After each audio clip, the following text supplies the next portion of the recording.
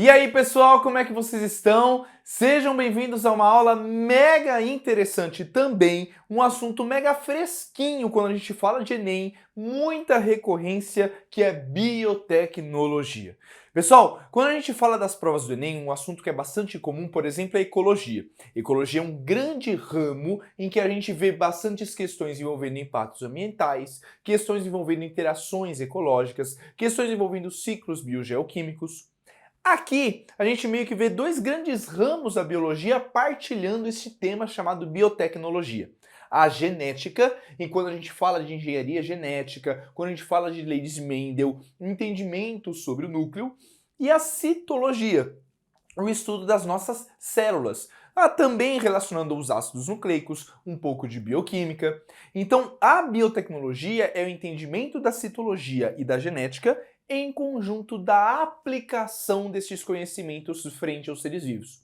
A biotech, como diz, é o uso de tecnologias, de técnicas laboratoriais, a partir do conhecimento dos seres vivos. Sabendo como o ser vivo se comporta de uma certa maneira e se comporta na natureza frente a algumas consequências, a gente pode tentar ver ferramentas em laboratório que possam utilizar esses conhecimentos que a gente aprendeu dos seres vivos para um benefício próprio. Isso que a biotecnologia faz. Biotecnologia é essa que, se a gente for pensar ao longo da história, a gente viu várias vezes acontecendo sem ser tão rebuscadas as técnicas que a gente vê hoje. O próprio descobrimento, o próprio conhecimento sobre a penicilina, um antibiótico contra bactérias, foi feito ao acaso, mas que hoje se aperfeiçoou para a gente conhecer o que conhece sobre a biotecnologia frente à penicilina. As vacinas, o soro, além de serem assuntos mega frequentes em Enem, quando a gente fala de sistema imunológico, o entendimento da defesa do nosso corpo frente aos micro-organismos, também são técnicas biotecnológicas. Passamos aí por 2020, 2021, por um período muito forte quanto à pandemia chamada de Covid-19, a doença Covid-19. E a gente viu várias vacinas e técnicas de vacina sendo elaboradas contra este agente viral. Vacinas essas que são técnicas de prevenção. Por exemplo, a vacina de RNA, em que é aplicada, ou vacinas de DNA, né, como é o caso da Pfizer. É aplicado o material genético do agente viral, no caso da Covid-19 era um RNA, então, portanto, o vírus coronavírus, o SARS-CoV-2, ele tinha lá o genoma descoberto para que fosse introduzido em um ser humano, a gente reagia frente àquele DNA e combatia, se prevenia com os anticorpos já prontos. As vacinas com agentes virais, então eu colocava um agente viral que eu já sabia combater, que o meu corpo já sabia como se defender, e colocava um material genético quanto a proteínas spike, por exemplo, que eram do coronavírus. Então, a elaboração de vacinas, ela também trata sobre biotecnologia. Várias coisas elaboram, vários conhecimentos são envolvendo este assunto chamado de biotecnologia.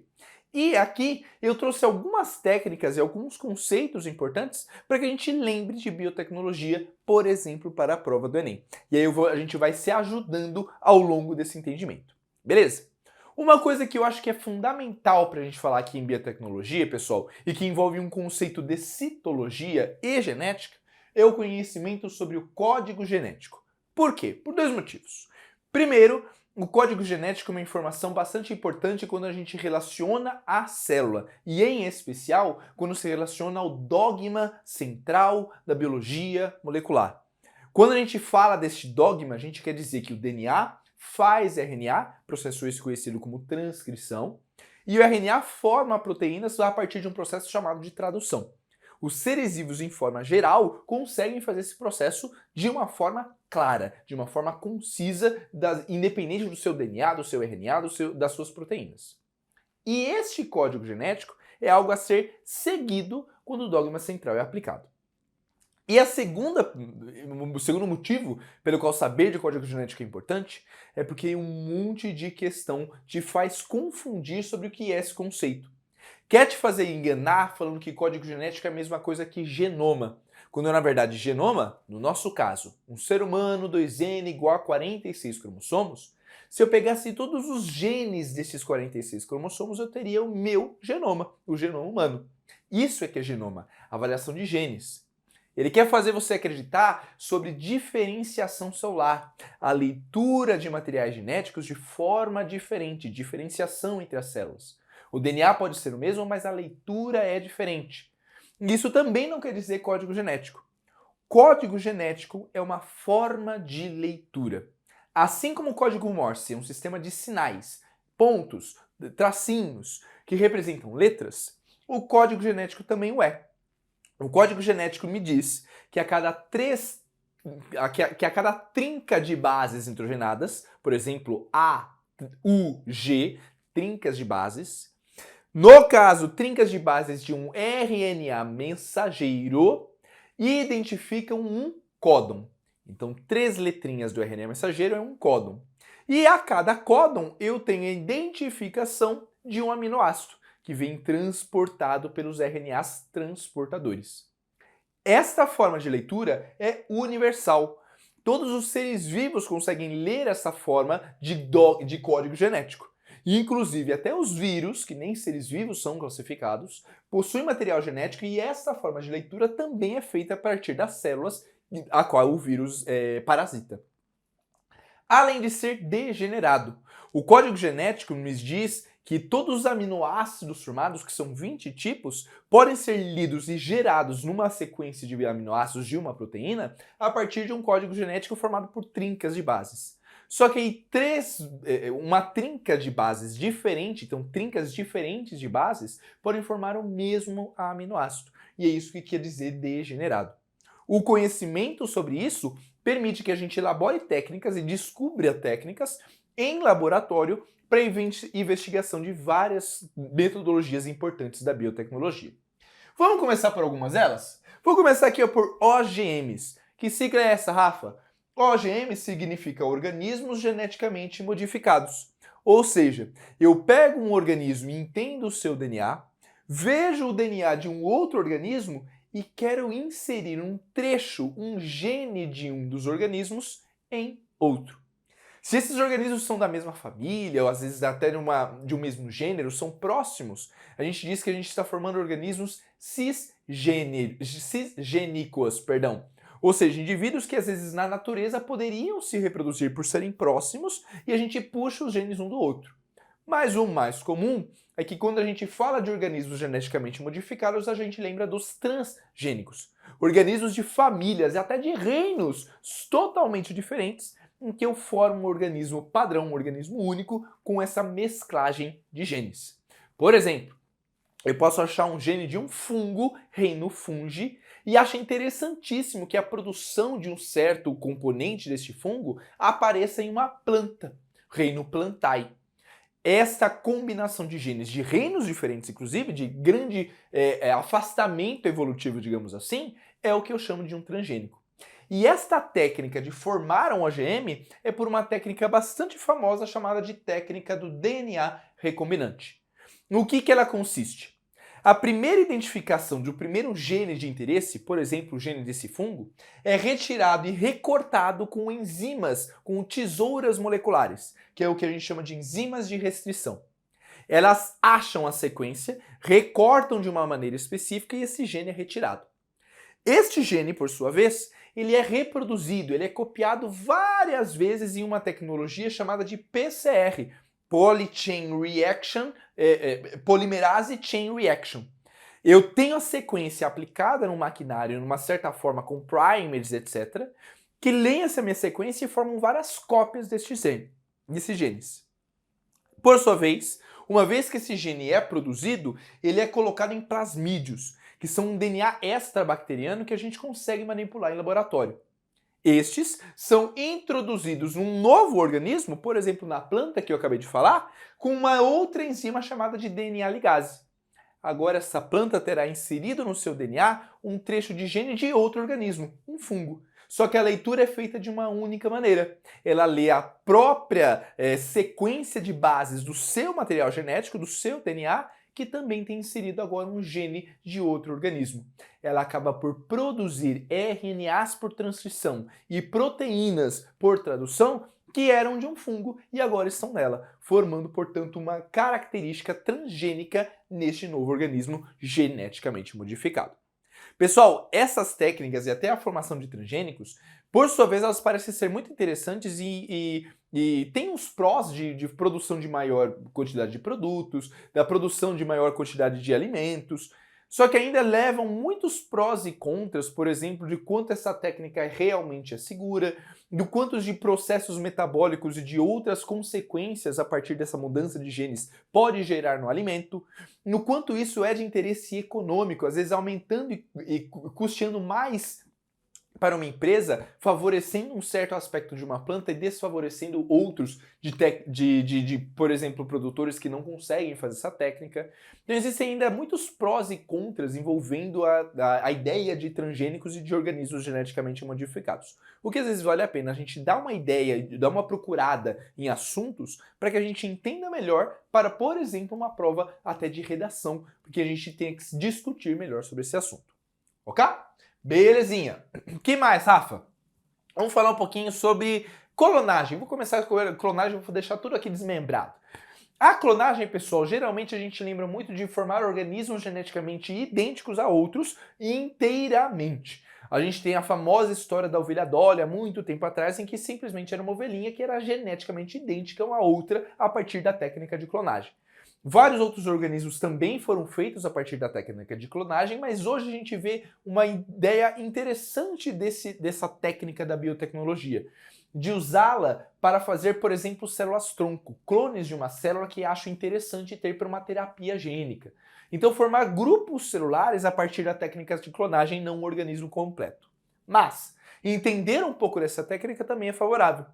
A técnica de clonagem, pessoal, ela é bastante interessante, em especial pelo entendimento de qual organismo é clone de quem. Então, na hora de ser feita a técnica, é removido o DNA de uma célula A, geralmente uma célula adulta, no caso da Dolly foi até de uma célula de glândula mamária. E eu pego um óvulo e tiro o núcleo desse óvulo, ou seja, uma célula jovem de um gameta, de uma outra célula B, de um outro organismo. Então, um organismo A e um organismo B. E junto estes dois. Ou seja, eu vou ter a estrutura jovem de um óvulo com o DNA de uma célula A que eu retirei novamente. Essa célula é inserida num outro organismo, que é o organismo C, que vai servir de barriga de aluguel. Ou seja, um organismo em que vai incubar essa celulinha para que siga a embriologia e forme um embrião e um feto. Este feto que nascer será o clone. Só que será clone de quem? Será clone de C, de A ou de B? Se você, obviamente, associou que o DNA de A é que está na célula final, você entende que o clone gerado é um clone do organismo A. Um clone que, portanto, terá as características genéticas de A, as características mitocondriais de B, ou seja, as mitocôndrias desta célula, deste óvulo que foi retirado do núcleo, e da barriga de aluguel não terá supostamente nada, que somente incubou durante a embriologia. Beleza? É assim que é feita a técnica de clonagem de um organismo. Maravilha! Outra importante técnica biotecnológica, células-tronco. Pessoal, o que é um tronco? É uma haste na qual se ramificam galhos para várias folhinhas. A ideia de tronco é a mesma para cá. Eu tenho uma única forma celular, um único tipo celular, que pode se diferenciar para vários outros tipos. Ou seja, estou falando de células indiferenciadas, de células originais. No caso, a gente tem dois principais grupos de células-tronco. E que, obviamente, o intuito de usar células-tronco é para uma terapia gênica.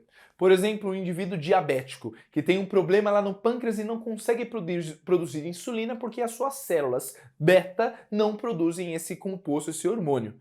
Se eu tiver uma inserção de células-troncos sadias que conseguem sobreviver naquele ambiente, eu consigo ter uma formação de insulina em um indivíduo diabético. Então, uma terapia gênica a partir de células-tronco.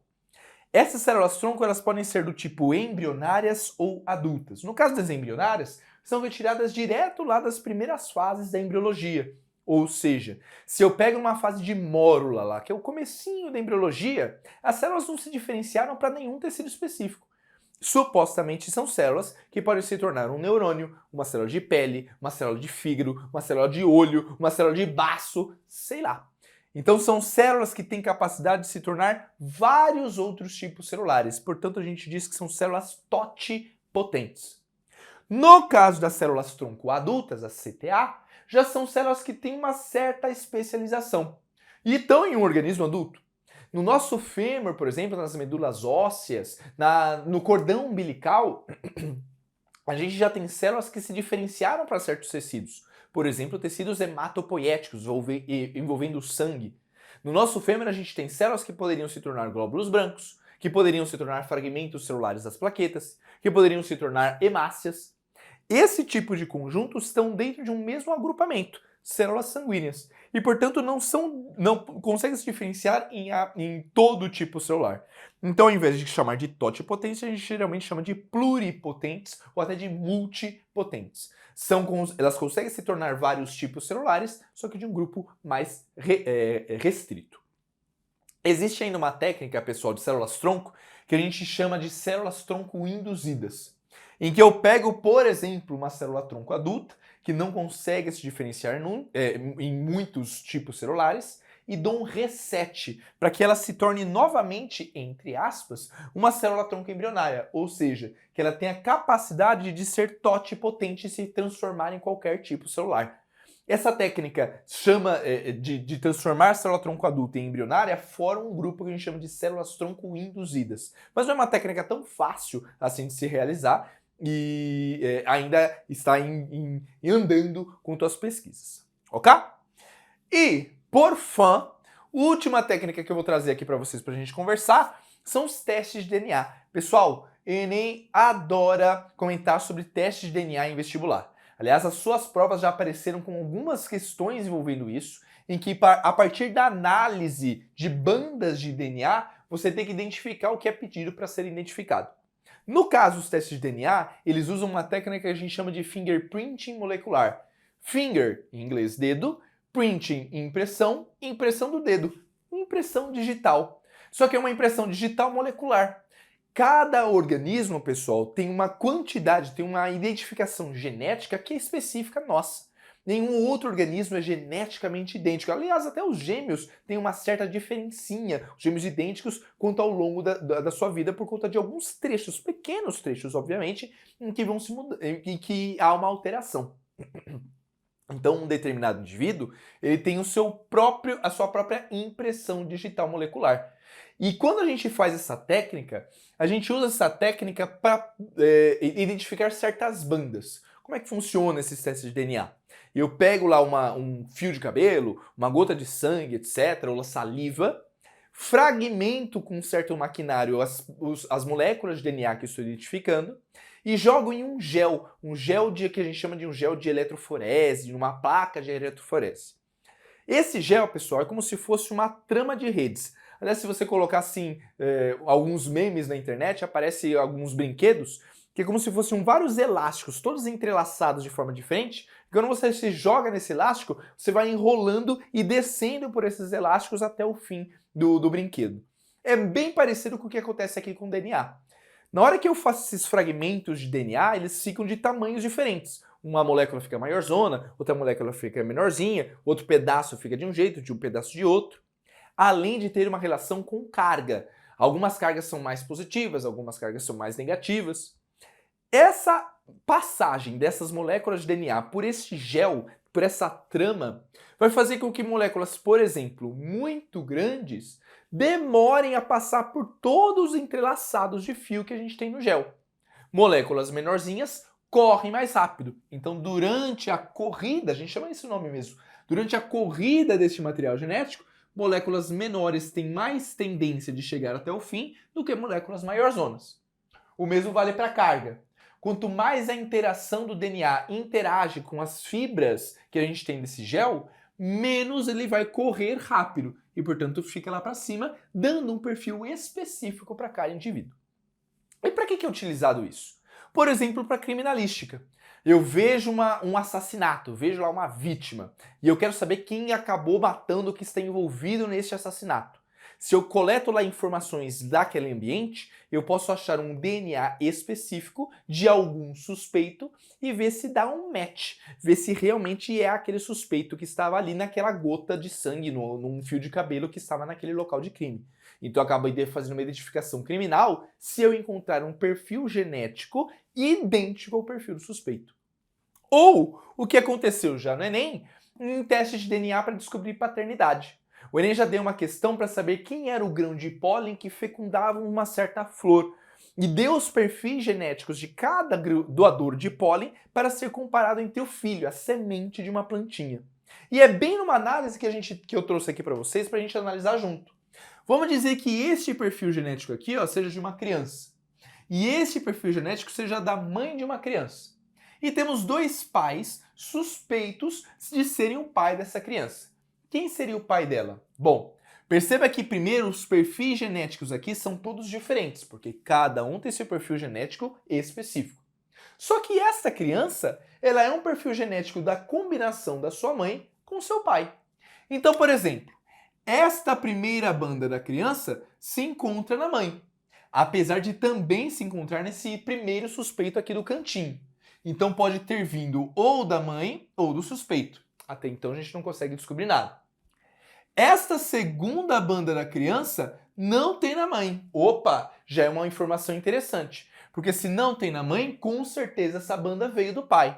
Só que não ajudou. Tem tanto neste pai quanto nesse suspeito. Então tanto nesse suspeito quanto neste. Ainda não nos ajudou. Vamos para uma próxima. Esta banda aqui também tem na mãe. Não vou nem me preocupar se tem no pai ou não. Pode ter vindo da mãe, não me ajuda com nada. Agora, esta banda aqui, pessoal, perceba, uma banda gordinha nesta região não se encontra na mãe, se encontra menor nesse indivíduo, mas se encontra bem parecido neste primeiro suspeito. Parece que este é o pai. Vamos tentar confirmar? Essa última banda novamente não se encontra na mãe, não se encontra nesse segundo indivíduo e, de novo, se encontra no segundo pai suspeito. Pronto, a gente já entende que, portanto, o verdadeiro pai da criança é este indivíduo, por ter as bandas complementares que formam a criança junto com a mãe do indivíduo. Essa análise, pessoal, é bastante importante que você faça para que entenda quais são os possíveis pais, por exemplo, num teste de paternidade, para uma prova de Enem, já que esse assunto também cai na prova. Belezinha, pessoal? Vários assuntos. Eu poderia falar aqui muitas coisas também mais. Existe uma técnica, por exemplo, chamada de técnica de CRISPR. C-R-I-S-P-R de novo. Essa técnica de CRISPR é uma técnica que algumas bactérias naturalmente apresentam tesouras moleculares, enzimas de restrição, que removem um gene específico, por exemplo, de um vírus que as invadiu, impedindo que esse vírus acabe levando elas à letalidade, levando ela a morrer. Esse grupo de proteínas, esse grupo de enzimas CRISPR, foi, por exemplo, reproduzido em laboratórios para cortarem genes de interesse, o que é interessante, por exemplo, para uma técnica de DNA recombinante. Eu poderia falar de várias técnicas, mas as que eu quis trazer são essas principais e lembrá-lo que o assunto biotecnologia é um assunto bastante recorrente em Enem e que vale muito a pena a gente sempre lembrar dele antes de fazer a prova. Belezinha? Espero que tenham gostado dessa aula. Estudem, confiamos em você e façam uma ótima prova. Tchau, tchau, pessoal!